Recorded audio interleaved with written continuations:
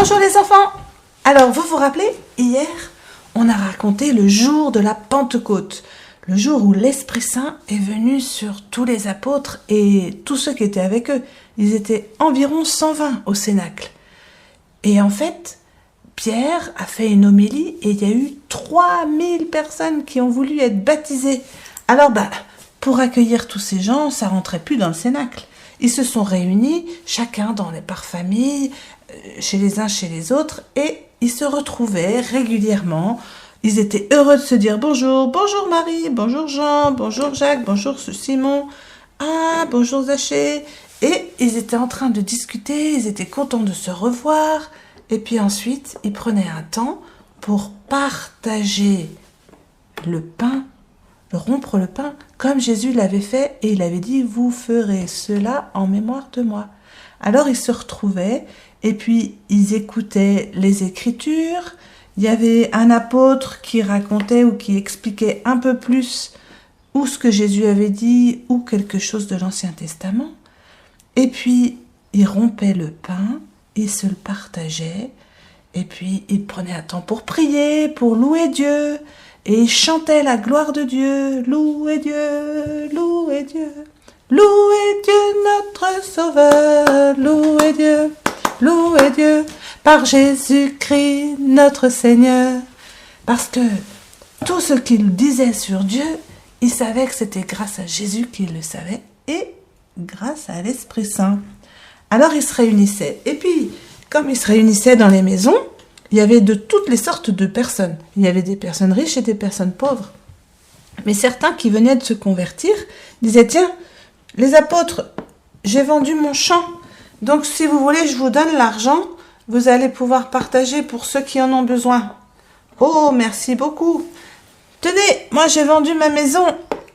Voilà l'argent, vous allez pouvoir partager pour ceux qui en ont besoin. Oh, ça c'est sympa. Merci. Et puis du coup, personne n'était dans le besoin. Ils partageaient tous, les uns avec les autres, ce que les riches avaient un peu plus. Et ils le partageaient pour que tout le monde ait assez à manger. Et c'était la joie et la paix entre eux. Et ils grandissaient, ils grandissaient. Il y avait de plus en plus de chrétiens qui se retrouvaient ensemble. Et puis, ils allaient aussi très régulièrement au temple pour prier Dieu. Ils allaient prier au temple. Et puis aussi, les apôtres faisaient des tas de miracles. Et comme les gens voyaient plein de belles choses que Dieu faisait par leurs mains, la communauté chrétienne grandissait. Et puis, un jour, alors on va tout le monde au temple. Enfin, ils vont au temple, Pierre et Jean. Pierre, t'es là-bas. Ils vont vers le temple, comme d'habitude. Et puis, en allant au temple,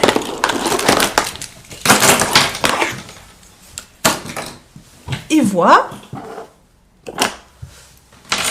ce monsieur qui était déposé chaque jour devant la belle porte du temple parce qu'il était mendiant, parce qu'en fait il était handicapé, il avait un problème à la jambe, il ne pouvait pas marcher, il était impotent, on a dit dans la Bible. Alors ils ont dans leur cœur, ils se disent, mais nous on a une grande richesse, c'est Jésus.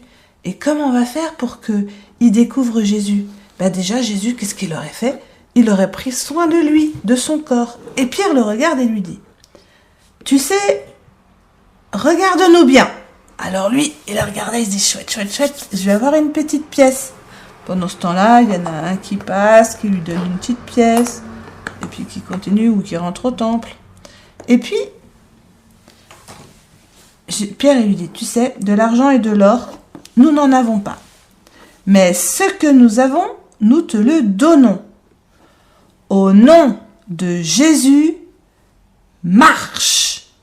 Et à ce moment-là, il lui saisit la main droite et il le met debout. Et l'autre se tient debout sur ses pieds. Ouais, je marche. Il se met à danser, à courir, et puis ils rentrent tous les trois au temple comme ça.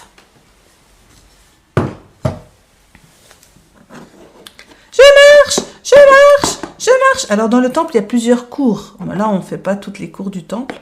Et puis, les apôtres viennent pour prier. Et puis, je marche, je marche. Alors, il y a tous les gens qui sont là autour, qui se disent, mais vous êtes des apôtres. Les gens qui se disent, ah, mais c'est incroyable. Mais c'est celui qui était à la grande porte, qui est guéri, on dirait. Mais c'est incroyable. Moi, je suis pas guéri. Et alors, du coup, Pierre se dit, mais on est engloutis sous les cris de ce monsieur qui dit je marche, il ne lâche plus d'une semelle, et tous ces gens qui sont en train de se demander ce qu'on a fait si on n'est pas des dieux. Alors, Saint-Pierre, en avançant dans le temple, continue, je marche.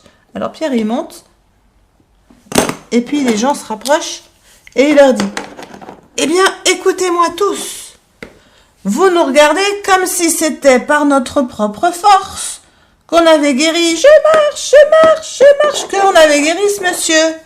Mais ce n'est pas par notre propre force. C'est au nom de Jésus, le Nazaréen, que vous aviez crucifié. Vous l'aviez mis à mort. Pilate était d'avis de le relâcher.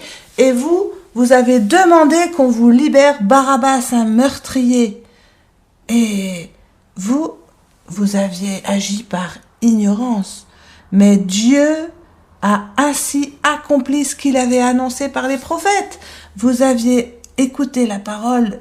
Rappelez-vous, le prophète nous avait dit que le Messie souffrirait, qu'il serait mis à mort, mais que le 3e jour, il ressusciterait d'entre les morts.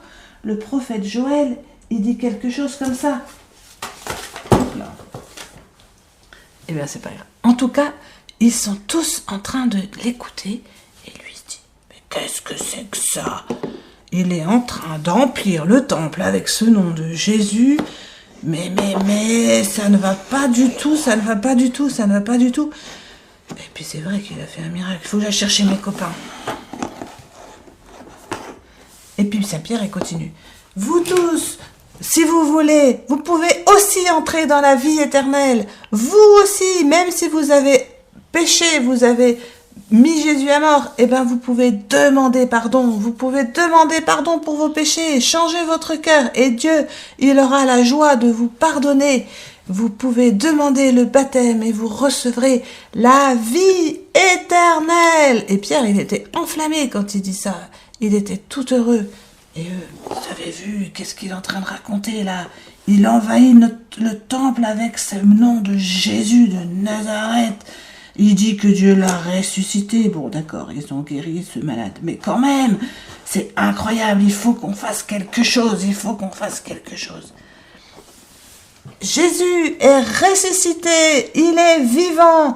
Et vous tous, vous étiez les héritiers de la promesse. C'est pour vous que Dieu est venu.